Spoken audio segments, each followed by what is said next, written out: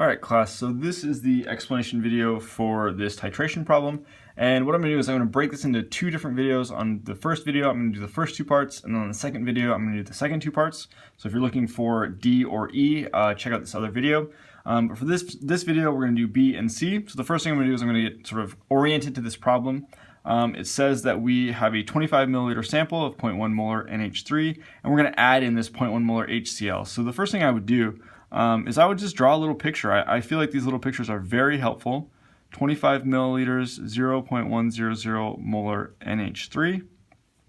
And then we're going to be adding in the HCl. So as I do the titration, I'm going to be putting in HCl. That's going to be, as this reaction progresses. So for my numbering got messed up here, but for B, that's our first real question. We are asked to calculate the pH at the following times before the titration has started. So before the titration has started, all you really have is NH3 solution, right? You just have this NH3 solution. We've got a molarity. That's it. No HCl has been introduced yet. We have not started the titration. So I recognize NH3 as a weak base.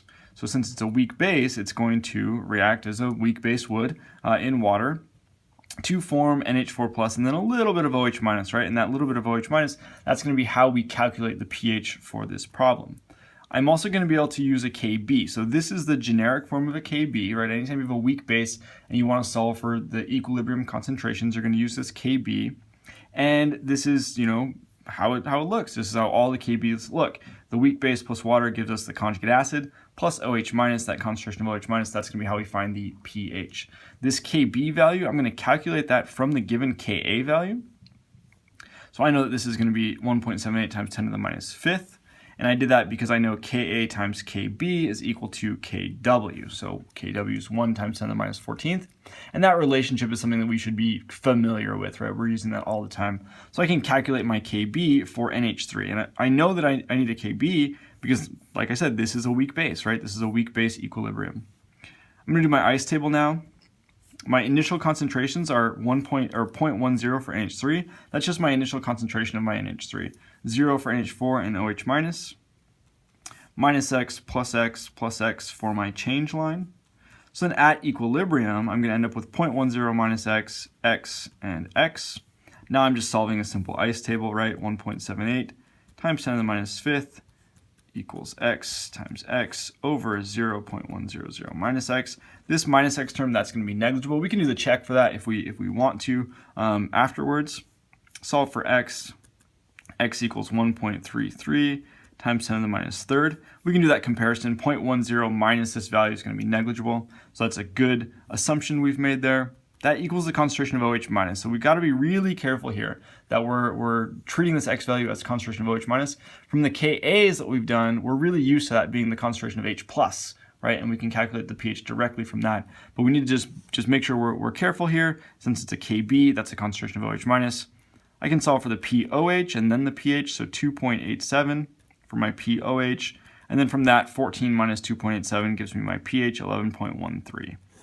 So that is my pH before the titration has started.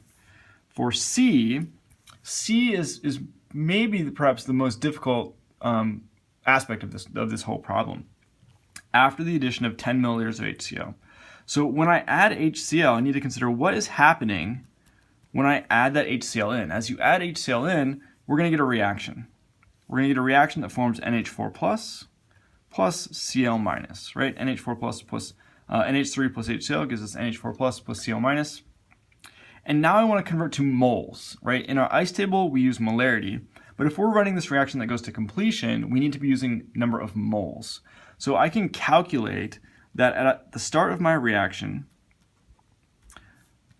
I'm going to have 0.0025 moles of NH3, right? That's the number of moles of NH3. And when I add in 10 milliliters of HCl, I'm going to be adding in 0.001 moles of HCl. This is a reaction that goes to completion. So I can see that this HCl is going to be my limiting reactant. So this number of moles of HCl will react with this NH3. So I'll be left over with 0.0015 moles of NH3. That's going to be the amount of NH3 that's still remaining after this reaction has happened. And I'm going to end up with 0 moles of HCl since it's the limiting reactant. In this process, I'm going to form 0.001 moles of NH4+. I'm going to start with 0, but as this reaction progresses, I'm forming NH4+. So now what I have is I have a buffer. Since I have a considerable amount of NH3 and a considerable amount of NH4+, I've created a buffer. And I can now use the Henderson-Hasselbalch equation to solve this for the pH. So the pH, according to the Henderson-Hasselbalch equation, is equal to pKa plus the log of the concentration of base over the concentration of acid. So now all I need to do is figure out what my concentration here for my base and my acid are. I know that my total volume is now going to equal 35 milliliters, right? So 25 original plus the 10 HCl that I added in. So this is my new total volume. So then my molarities are going to be the number of moles divided by 0.035. So my molarities for NH3, that should equal 0.0428 molar.